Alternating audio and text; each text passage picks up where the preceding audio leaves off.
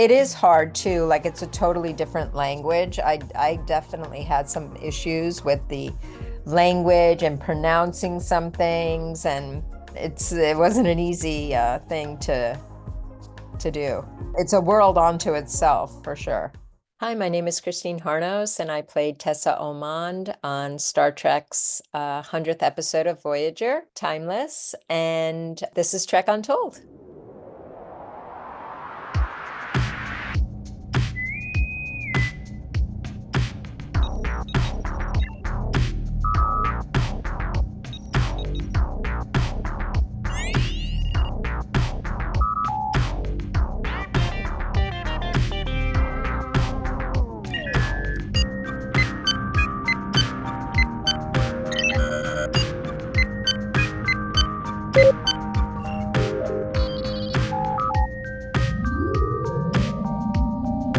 Hello and welcome back to Trek Untold, the Star Trek podcast that goes beyond the stars. I am your host, Matthew Kaplowitz, and this week we're chatting with a performer who hasn't done a ton of podcast interviews, and she had a very fascinating and fun time on Star Trek Voyager. Today we're chatting with Christine Harnos, who you might remember from the 5th season of that series in the episode Timeless, where she played a character named Tessa. And for those who don't remember, this was a Harry Kim-centric episode where there's a bit of a time jump, and obviously if you guys want to check it out, you know the places to find it. But her character is the future girlfriend of Chakotay, and it's an odd role at first, especially when you think about how this episode is playing out, but it's actually a pretty fun one to watch. And I will also say, if you haven't seen Timeless in quite some time, it's worth watching just to see the interactions between Seven of Nine and the EMH, because FYI, the Borg really can't hold their synthahol. Tessa's time in Hollywood wasn't super long compared to a lot of other guests on this podcast, but she did do some things you certainly have seen her in, including Dazed and Confused, one of the Hellraiser films, and also a few more obscure things out there, which we'll talk about one or two of those today. But I think a lot of folks might recognize Christine from her time on ER, and we're going to talk a little bit about that. And yeah, she's got some cool stories to share about that. But really, once she left Hollywood, she started to go into a more philanthropic area, and these days she's in more of an entrepreneurial kind of world. So really, she's gone from the stars back to the Earth, doing some really, really cool things in between. So stick around, we got a real interesting one today with Christine Harnos. We're talking Voyager, we're talking Dazed and Confused, we're talking cold dog soup, whatever that is, and a whole bunch of other things. But before we start our chat with this week's guest, I want to remind you to please follow Trek Untold on social media, including Twitter, Facebook, Instagram, and TikTok. You can find this show on all of those platforms simply by searching for Trek Untold. Make sure you subscribe to this show, whether that's on the audio platform of your choosing or on YouTube, where the video version of this show lives. And speaking of, make sure to check out our YouTube channel more frequently for episodes of our new mini show, Tales from Trek Untold, as well as other sci-fi goodies. And of course, don't forget to leave ratings, reviews, comments, and whatever you can do no matter what platform you're on to enjoy this podcast and show others that you're digging it too. If you want to support this show financially, please consider becoming a Patreon member at patreon.com/trekuntold. Now, without further ado, let's go ahead and beam in this week's guest. Computer, access interview file. And joining me now on the other side of the screen, you could say that her portrayal of a certain character in Star Trek was timeless, but we'll get to that a little bit later on. Joining me today, Christine Harnos. Welcome to Trek Untold. Thank you, Matt. It's really cool for me to be here. Yeah, very excited to talk to you because your episode of Voyager, we were just talking off screen about this. It's a really, really great episode, and I can't wait to get into that. It's one of those like hidden gems in the 5th season. But I want to cover some other things before we get to that point too, because you have a lot of other really cool, fun stuff in your career, and a few of those things have some Star Trek connections. So, Oh, okay, cool. I want to hear about them too. yeah. So, Christine, I'd like to ask you the first question I ask all my guests on this show. And what's your earliest memory of Star Trek? Like, were you a fan of the series growing up at all? Not really. I wasn't a Trekkie, but of course, everybody knew Spock and everybody knew Captain Kirk. So I was aware. If it came on, I wouldn't turn that channel. I would have watched it. Yeah, for sure. That and Lost in Space. Yeah, I've only just started seeing some Lost in Space because I think like MeTV shows it, and I'm just like, wow, it's actually a lot of fun. It's Yeah, I was really into that show. I was yeah. really into that one. Well, let's kind of keep going in this childhood direction of Christine's life for a second here. I'd like to get some background info on you. So Mhm. can you tell us where you grew up, who your parents were, and what they did, and what little Christine wanted to be when she grew up? So I was born in Brooklyn, Cobble Hill, and then my parents moved out to Long Island, which a lot of people do. Um, and I grew up in an area called Centerport, which is kind of like it's just like a small fishing village surrounded by other small fishing villages. It's basically the suburbs with Yeah. lots of beaches. Let's see, my mom was pretty much a stay-at-home mom, but she did part-time work and like worked at a doctor's office. And my dad worked for Verizon. He was a telephone man and he commuted, and yeah, it was just a pretty simple but really nice place to grow up. And as I get older, I realize even more so how cool it was, being on the beach every day during the summer, and it's a pretty nice place to grow up.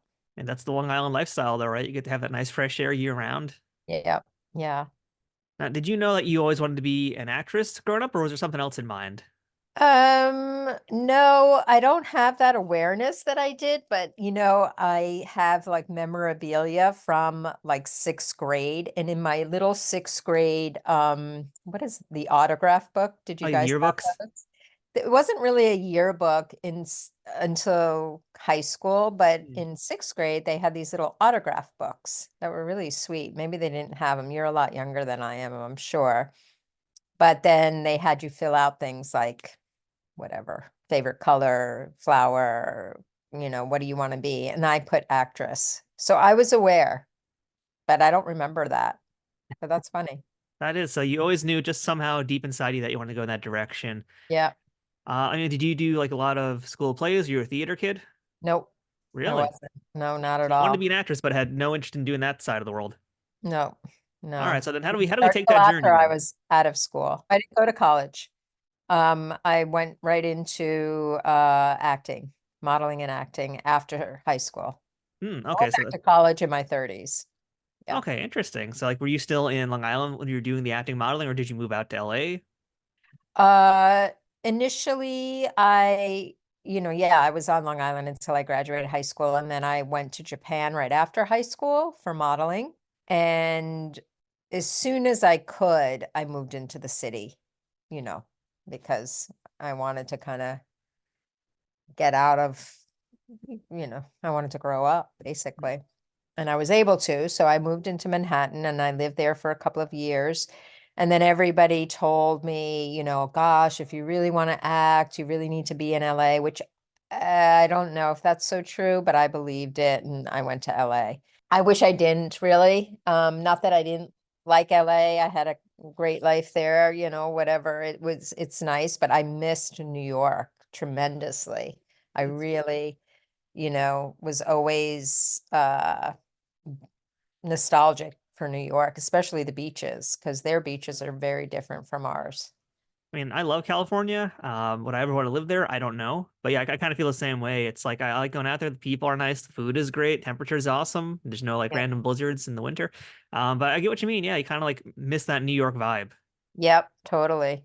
I remember feeling it because I just got back to New York probably now 4 years ago or 3 years ago. And I remember being on the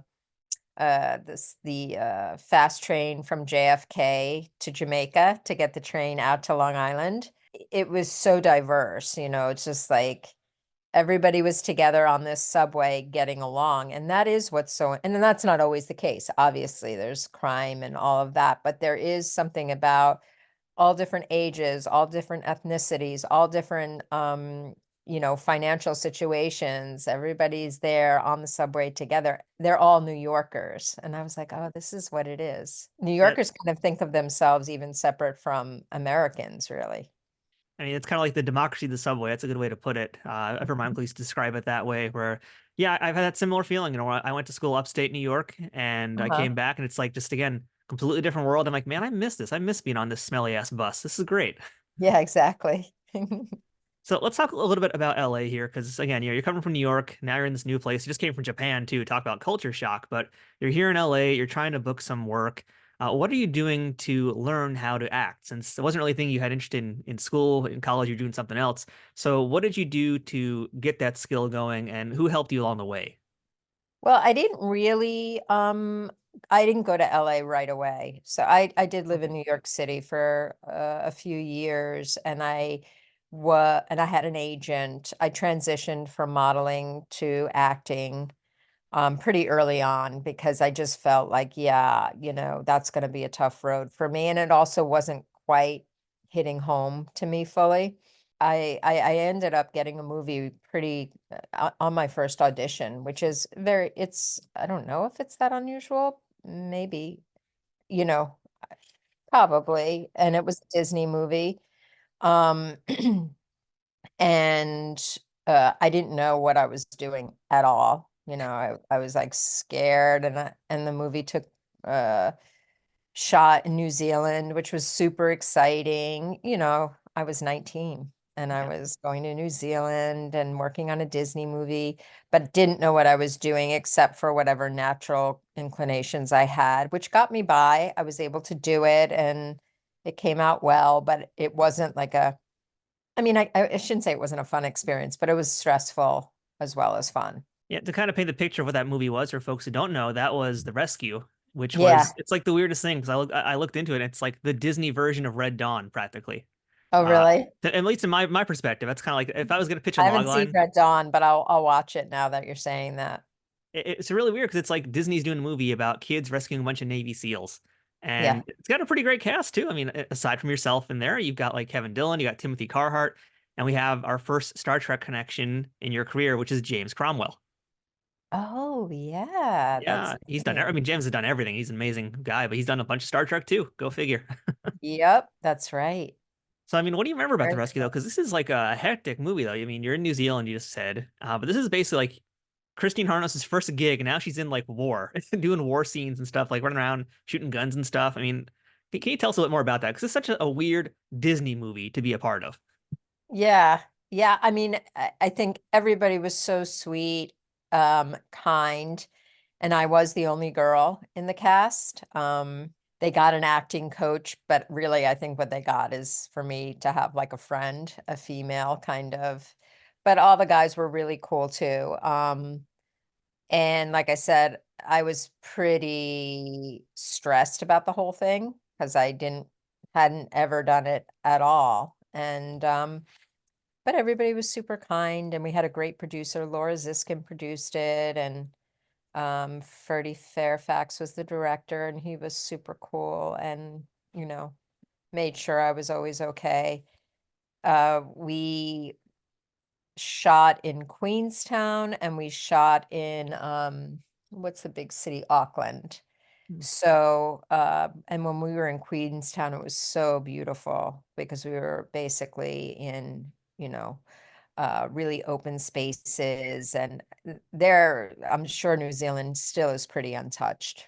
Yeah. Probably not as untouched as it was back in the 80s, but still amazing. Like you're driving and you just see, fields of sheep, and I had steak every night. I couldn't help myself, because the meat is so good and fresh. I think I gained like 15 pounds while I was there because I just kept having like steak béarnaise every night.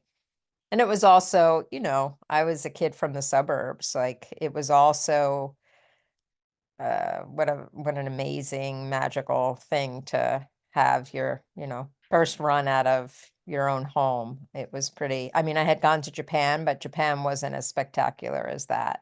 I mean, your passport's getting pretty full at a really young age, which is Yeah, amazing. it was fun. I had a really good first, run out of the gate for sure. Well, It I got think hard a little later.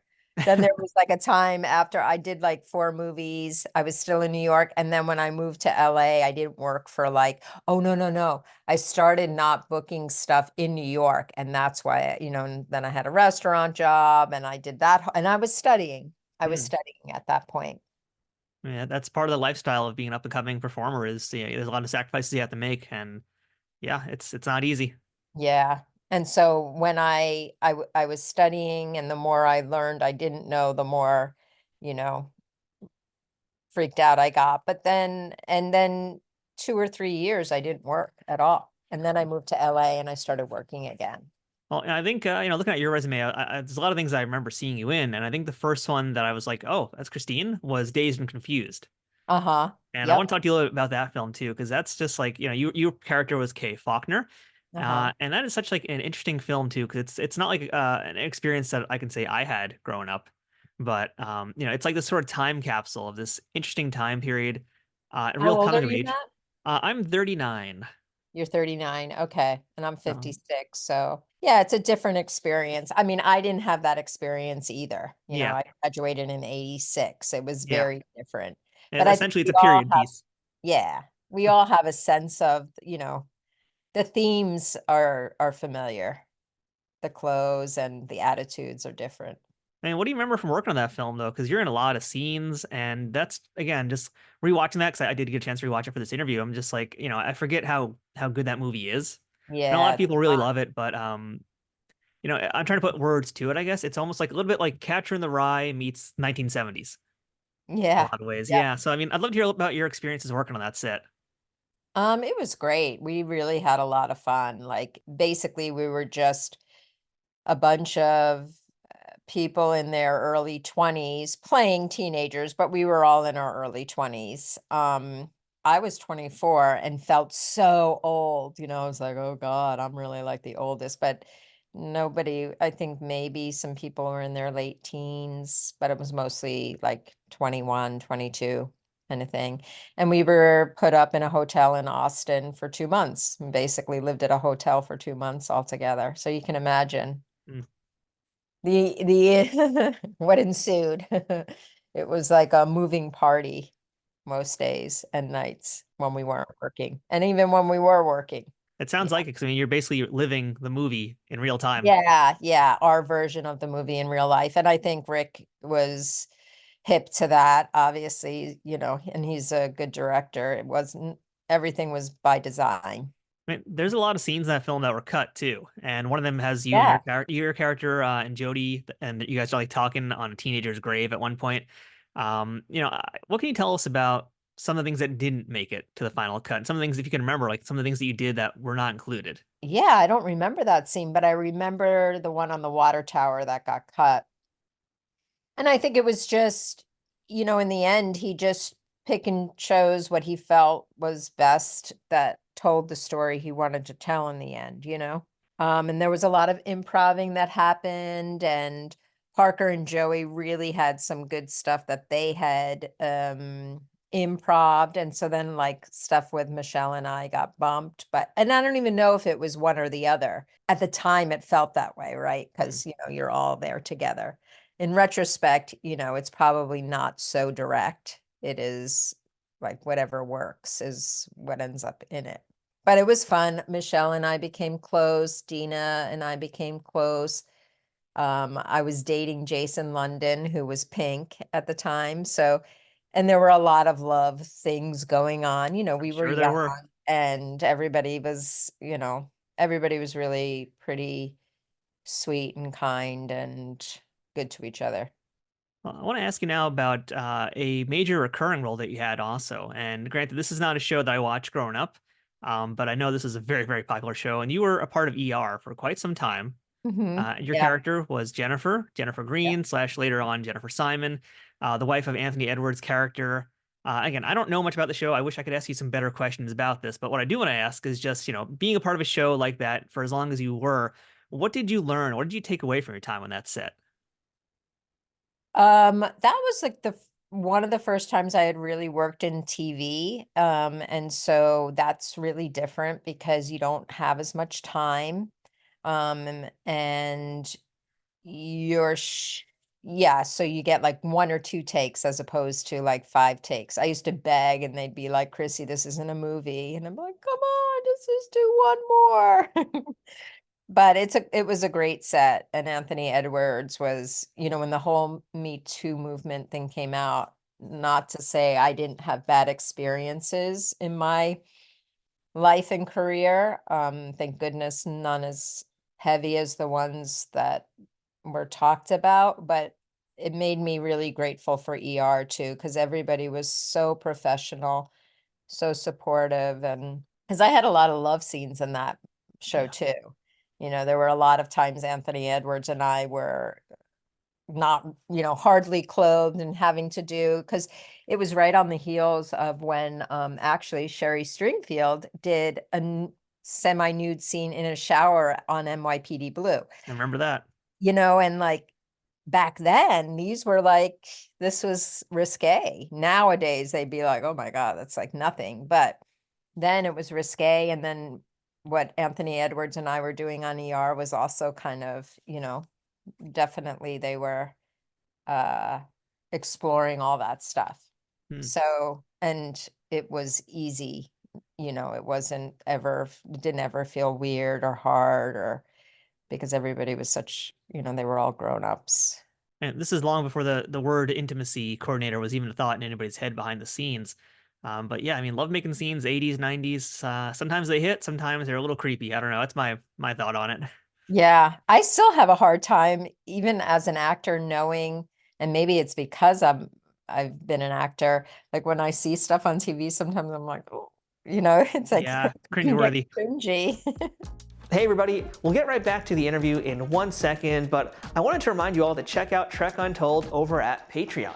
Patreon is the best way to directly support creators of things you like through a monthly subscription of an amount that you can choose. Trek Untold has a few different tiers already with different benefits, ranging from early access to episodes, the ability to ask a future guest questions, exclusive merchandise, and other bonuses that I'd love to offer, but first I need to grow that Patreon community to do that. Trek Untold has been around since mid-2020 and has grown a ton since then, thanks to listeners and viewers like you. Through a platform like Patreon, you can help me keep improving the quality of each episode and keep bringing you new interviews with folks that make the Star Trek universe what it is. If this community can grow more over on Patreon, I can offer new perks like watch parties, exclusive Trek Untold episodes, being able to directly interact with guests, and other things, but in order to do that, I need to know my audience wants these things. The best way to tell me what you want is by supporting us on Patreon, so please, check us out at patreon.com/TrekUntold today and become a bigger part of the Trek Untold family. And now, back to the interview. So there is, by the way, another semi-Star Trek connection in your career I want to talk to you about. This is kind of like an adjacent one. So you did a film in 1990 called Cold Dog Soup. And Hmm. it's kind of like this surreal comedy film. It's got Randy Quaid in it. His son, now Jack, is in Lower Decks. But yeah, it's such Oh, a, really? I didn't know yeah. that. So another Star Trek connection for you right there. But I would really like to hear about this because this just, again, feels like one of those like really awesome little pieces of like end of the 80s, early 90s. It's like one of those, I don't want to quite say John Landis style comedy movies, but it kind of is in that vein, but a little bit more surreal, right? Uh-huh. Yeah. Yeah, it was a cool little film, and it was well, as I got older, I realized how cool it was that I had been in a film that George Harrison produced. That That's too. what really held a lot of. I was like, ooh, handmade films with George Harrison. That's so cool. What ended up happening, I think actually as far as I know, and it could be something different, the accountants who were married, I can actually see their faces, supposedly were like embezzling money from the film, and it never saw the light of day. I'm not exactly sure what happened or why that happened, but then it kind of got a second life later on. But at the time, it didn't come out when it was supposed to. So there's like this whole other drama we never heard about behind the scenes. Yeah, and I wasn't aware of on the set, but then afterwards, we caught wind of like what was happening. I mean, did that mar the experience for you at all? Because I mean, it seems like it was still a pretty fun, interesting set to be on. Yeah, it was, and we shot it in LA, and Sherry was great to work with, and yeah, Frank Whaley was cool to work with. So it was a good experience. Well, I got one last weird thing I want to throw away before we get into our Trek discussion here, because this was to me like one of the most unique things on your resume, and that's Cool and the Crazy. Uh, And that was Ralph Bakshi's first live action film. And for those who don't know who Ralph Bakshi is, He's an animator whose work is often centered around a whole lot of controversy. But he's also done some really interesting films that are worth seeing and really still discussing today for many reasons, whether they are, still controversial or not. And most of them, they are. I could talk a lot about Ralph Bakshi because he's a really fascinating kind of person. But I would love to hear what it was like to work with him, being directed by this person, and also working with like this amazing cast you had, because you had Jared Leto and Alicia Silverstone in this film too. Mhm. That's to me, that's just like, man, I don't even have words for that. Ralph Bakshi, Alicia Silverstone, Jared Leto, you're there. Talk to me about getting this film done. Um, let's see. Oh gosh, I had a love scene with Jared Leto in that movie. Do That's what tell. comes, that's what comes to mind first. And I had never done I'm actually topless in that movie. I've only done nudity twice. It was that, and I did it in another movie, an independent woman movie written and directed by a woman. Um, and I was really proud of it, even, that there were issues with it, but and when I was doing it in that movie, I was a lot older, and I was just more mature. But when I did it in The Cool and the Crazy, I had like a total meltdown the day we had to do it. I didn't want to go on set. It was a big deal. Anyway, I did it, and Jared was a sweetheart, and it it worked out just fine. That's what popped into my mind first. Tears. I mean, that might not be the greatest memory to start with in this part of the interview, Fear, fear and tears, but it was it was also really a cool historical thing of like, because they talk about Jack Kerouac and, so there were things I learned, and I played a character who was a beatnik who was into that alternative lifestyle. And I don't know if I corrupt Jared Leto, but in a way I do, because he's living this more 50s, conservative traditional life with Alicia Silverstone, and then I come on the scene and I'm like, hey. I'm kind of curious what it's like being actually directed by Ralph Bakshi, because again, my whole knowledge of him comes from animation and the work that he did in there. I mean, how was he as a person behind the camera and Uh-huh. and off the camera? I think he was, I don't have any bad memories of him. I'm looking up the other actress that was on there too, because she and I really hit it off. Anyway, I'll tell you after this. I liked Bakshi. I think he was, he means well, and he was doing something that he felt inspired by, and it worked. But he was cool. I'm just looking up the cast right now for, was it Jennifer? Jennifer Blank? Yeah, it's Jennifer Black. Okay, Jennifer Blanc. Okay. Well, I just saw it at the signing with Scott, and it was really fun to see Jen, because she and I definitely had like a connection, a real friendship. It was sweet. All right, so Christine, let's beam into our Star Trek discussion right now, and we're talking about Timeless from Star Trek Voyager's fifth season. Really good episode. I love watching this one. I'm curious to know, had you auditioned for any Star Trek roles before you got this one on Timeless? I don't think so. I don't think so. And I don't know how I was offered this. I didn't audition for it. I was offered it, so they must have just seen something, and maybe it was ER. Hmm. Maybe it was ER. ER getting you some extra gigs here, Yeah. and it's a great episode too. For the most part, you're working here with Garrett Wang, with Robert Picardo, and Robert Beltran. And I'd love to know what it was like working with those guys. Well, I had known Robert from another movie, and so we were friends, so that was cool. Which And movie was that?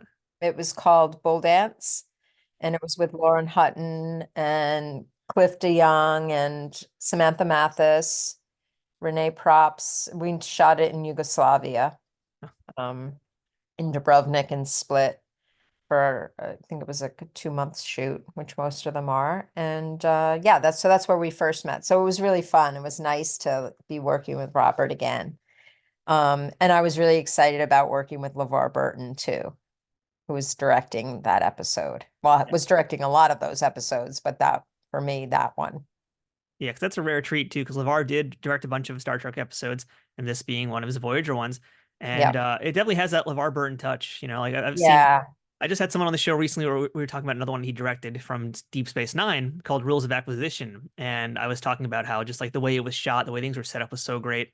And likewise too with like the final cut of Timeless, some of that pacing towards the end is just amazing. It's like real masterful work.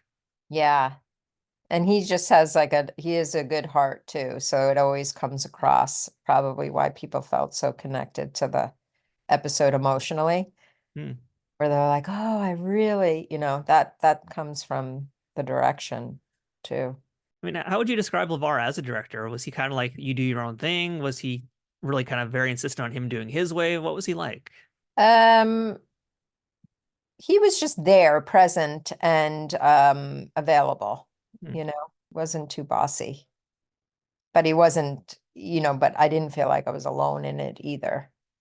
Because it is hard too, like it's a totally different language. I definitely had some issues with the language and pronouncing some things, and it wasn't an easy thing to do.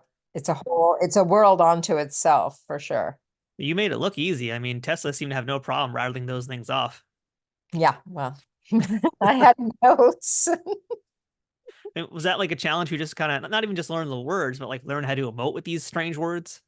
Yeah, it had to deal on every level with the strange words, exactly. Cool sets too. They were such cool sets, huh? Yeah. Yeah. 'Cause you got to hang out in the Delta Flyer, which is a lot of fun. Mm-hmm. Not many guest stars get to hang out in the Delta Flyer. Yep, yep, yep, yep. So that's pretty cool too. And I didn't realize, as you mentioned, that you did another film with Robert, because one of the things I had in my notes was just like how well you two gelled on camera together. Uh-huh. And that Yeah. was probably part of it for sure. That's always part of it.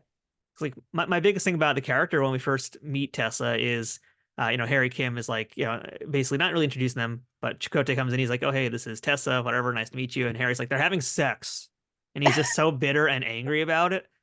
And it almost like sets the scene that this character is going to be just like the worst. But no, Tessa's like an amazing, supportive person who's there for the person she loves. She's such a really cool character.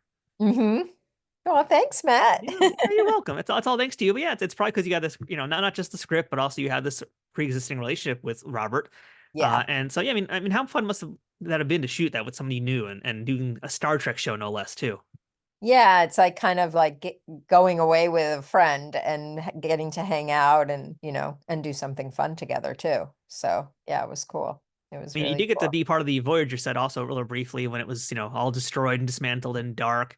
Oh, I And know. And what, it's what like did snowing, right? It's like yeah. freezing. Yeah, it was really pretty cool set to be on. Yeah. I mean, I don't know if you had a chance to meet anybody else besides, Garrett and Robert and Bob Picardo also.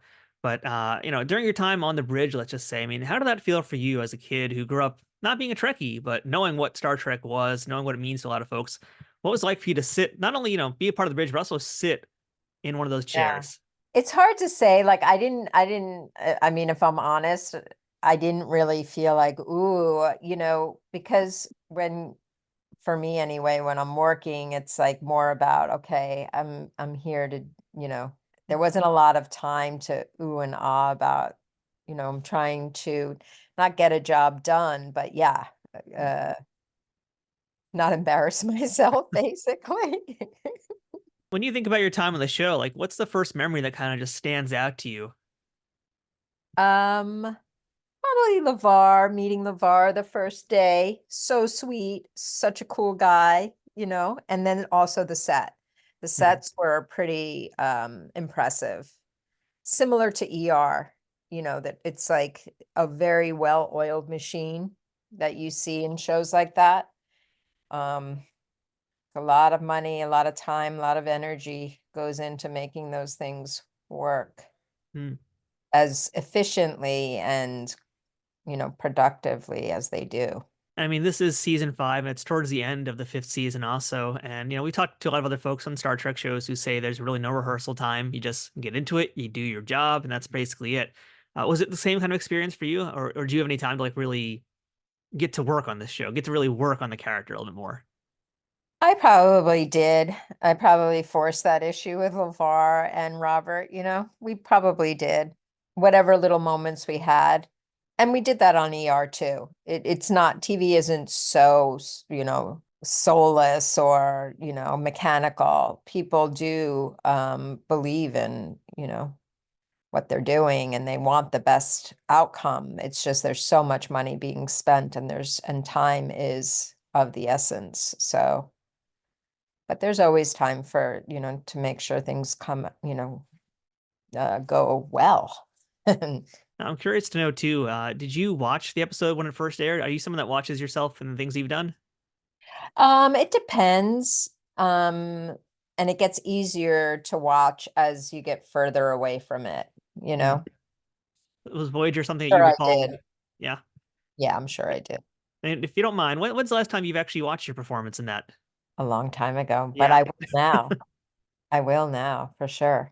I mean, it's a great episode. It's definitely worth rewatching. I'm going to. I Highly definitely, recommend it. especially if I'm going to do like go to a convention and stuff, just so I can participate more and hear what, if people are expressing what they felt, that I can also chime in. Yeah, because it's a really wonderful episode. And if folks haven't seen it before, they're listening to this interview, really take a pause, go watch it, come back, check out the rest of this chat. But I do want to kind of go beyond Voyager right now, also, because you can correct me if I'm wrong, Christine. But it kind of looks like you left acting in around like early 2000s, right? So I was curious to know like what kind of led to that decision, and what did you decide to do with yourself after that point? Um, so yeah, I just felt like I had from, graduating high school, that was my main focus. And so I did it for about 15 years. And I just felt like I wanted to explore other things in my life, and I went back to school and I went to Mills College, which is in Oakland, and I studied child development and then started a nonprofit with my partner at the time called Circus Remedy.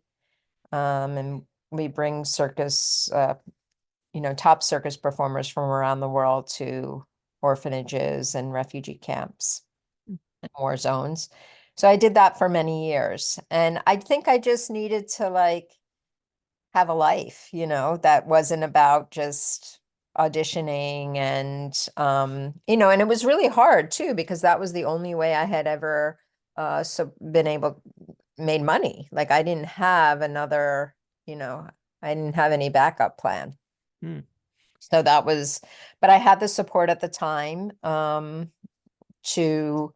I had a really supportive partner who said, yeah, you want to take a break, go for it, go and study. And I think I wanted to also prove to myself that I could go to school and could get good grades because it's like, yeah, I was wanting to explore other parts of myself. According to, I think it was the Circus Remedy website, I think you guys went on hiatus during the pandemic. Are you guys Yeah. back in action, or are there plans to come back?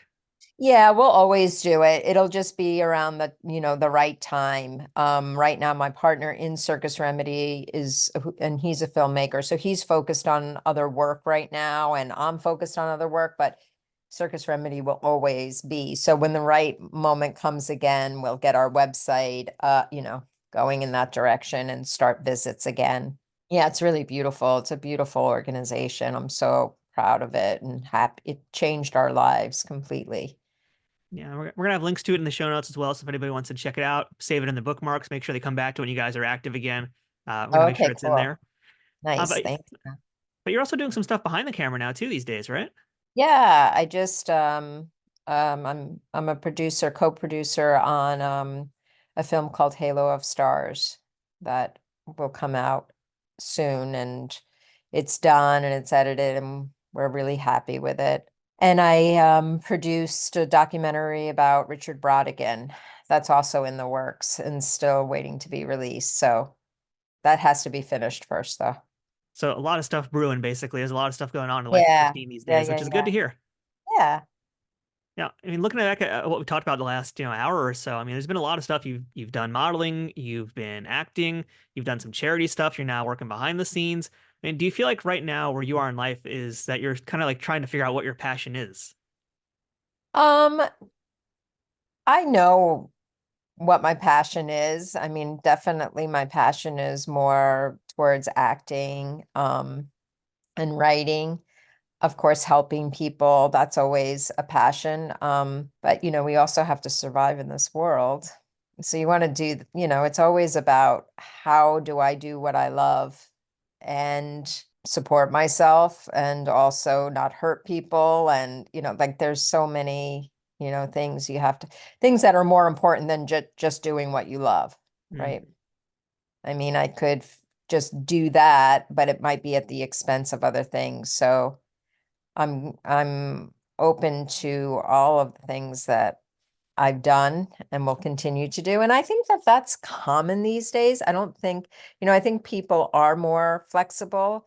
I don't know if it's about because we're being forced to be flexible and Mm. figure out ways to create lives that are sustainable, but also enjoyable. And that's a pretty big trick, especially as an American. Yeah, I can definitely feel you about those struggles these days. I'm living them too right now. Yeah, I think most people are. All right, so Christine, as we come to a close here, I want to hit you with the Trek Untold signature lightning round that everybody loves to hate and hates to love. I want to ask you a few quick things here, and starting with what was the best day you ever had on a job, and what was the worst day? Oh, jeez. God. Okay. Actually, I can tell you the worst day first. That one pops into my head first. It was on cold dog soup. And it was super late at night, and we were doing a scene outside. It was a night shoot, and Alan Metter, the director, was being mean to me, like just like not being supportive in any way. I can't remember what it was. And I wasn't getting it and going over and over. And he must have said something, and I can't remember what it was, but it just totally shut me down. And I left and didn't come back. Oh, that's pretty damn Anyway, bad. anyway, they had to like it then turned into okay, like he had to like he had to apologize. And I think I turned 21 on that movie. I was Ah, pretty sensitive. That was the understandably so. worst day. Let's see, best day. Probably one of the best days would probably be something if I, did a scene and I felt really good about it, which there were ones on, in ER that I really probably felt great about, or nothing comes to mind like this was the best day. But it would be around that the scene went great and everybody felt good, especially me or whatever, or, who I was doing the scene with. We felt like, yeah, this worked. Well, let's see if we can explore that a little bit deeper here, because you gave me a great lead in for my next question, Christine. You didn't even know that, but you did. And that's what will be the role that you are most proud of? If you had to just choose like one thing to say, this is Christine at her best, what would that be? Um, well, definitely it was that independent movie I told you about. It's now called Getting Off because I was the lead in the movie, and it was a character study of a woman who had been raped in college and then became an alcoholic. And so there were a lot of things about the character that were, interesting to explore. And also, performance wise, there were things that were, compelling to do. Hmm. Um, so I think that ER, I'm always really proud of. Of course, and I'm proud of Dazed and Confused too. I think, just because it was such an amazing time, and I did love my character on that in that. I mean, that's a great lineup of work, so good answer. Uh, Yeah. how about something that you know today that you wish you knew when you were younger? Um, that I'm cooler than I thought. Well, just like I think as a young person, I was so unsure of myself. I wish I had just been enjoyed, just being alive and, having a life, doing the things with half the fear and half the concern about it, that I wasn't doing it right, or I wasn't, I use the word cool, but that kind of is the umbrella for so many things, of not being enough of whatever I felt at the time was important. Everybody kind of feels that way. And, it's probably not everybody. I mean, maybe A lot of some people people definitely have had, do. Yeah, maybe some people have had perfect childhoods, but I'd like to meet those people. exactly. Yeah, so just like that feeling of like, hey, it's not going to feel this way tomorrow and not taking everything so to heart. Hmm. I think we all do that as younger people. Yeah, Yeah, we're so delicate at the fragile, really. I still am. I don't know what you're talking about. I still am. I know it's true. Thank you. Keeping it real, Matt. Yeah, it's what we do on Trek Untold. First time anybody's ever said that, we keep it real. But yeah. Well, how about this one, Christine? What's the most valuable lesson that someone taught you, whether that's about life or your profession, that you still think about and use today? That really the only thing I need to do as a human is be kind, be respectful, that there is, that we're all just in this together. I don't have to be something more than just myself. And if anybody is, expecting more than that, then it's probably not a good fit, friendship wise, romantic wise, or anything, right? Yeah, absolutely. Yeah. Last thing for today, Christine. What's the best thing about being a part of the Star Trek universe? Oh, like things like this still happens. It's so cool. At the time, I didn't think, I just thought, oh, this is cool. Star Trek is great. And, I'm going to make some money and get to work, blah, blah, blah. But, you don't think like, oh my God, like 30 years later, it's still going to be impacting my life in a good way. That's so cool. That's really cool. And Christine, thank you so much for chatting with us today. Little girl from Long Island goes to Japan, goes to LA, goes to all over the world, gets to perform, living her dreams. That's such a cool story to have. And yeah, hopefully one of these days I'll happen to just randomly run into you at like Severios Oh, or that somewhere would else on be the cool, island. man. For Yeah, sure. Like, let's stay in touch and then not hop hog this year, but you'll be there next year, right? I will be there at Trek Long Island. Hopefully we're happening in 2025. We're going to find out in a few weeks. Pretty sure we are though. So yeah, we will Right. hopefully we'll be able to get you back there. And if not, we'll figure out another way. We'll do a meet and greet offsite or something if it doesn't work out. Sounds good. Sounds great, Matt. Thank you so much. I really appreciate you asking me to do this. It's cool. That's it for this week's episode of Trek Untold. Thank you for checking it out. Don't forget to follow us on social media, whether it's on Twitter, Facebook, Instagram, or TikTok at Trek Untold, and subscribe wherever you are listening to or watching on. And that includes the audio versions on whatever platforms that might be, and our YouTube channel, youtube.com/@TrekUntold. If you'd like to support this show financially, please consider visiting patreon.com/TrekUntold to become a member of this show. And along with getting access to all sorts of wonderful perks, you'll also know that you're helping out this show continue to thrive, survive, and make new content all the time. I'm Matthew Kaplowitz. This has been Trek Untold. Thanks for watching. And until next time, always remember, fortune favors the bold. Trek Untold, the Star Trek podcast that goes beyond the stars, is powered by the Rageworks Podcast Network and affiliated with Nerd News Today.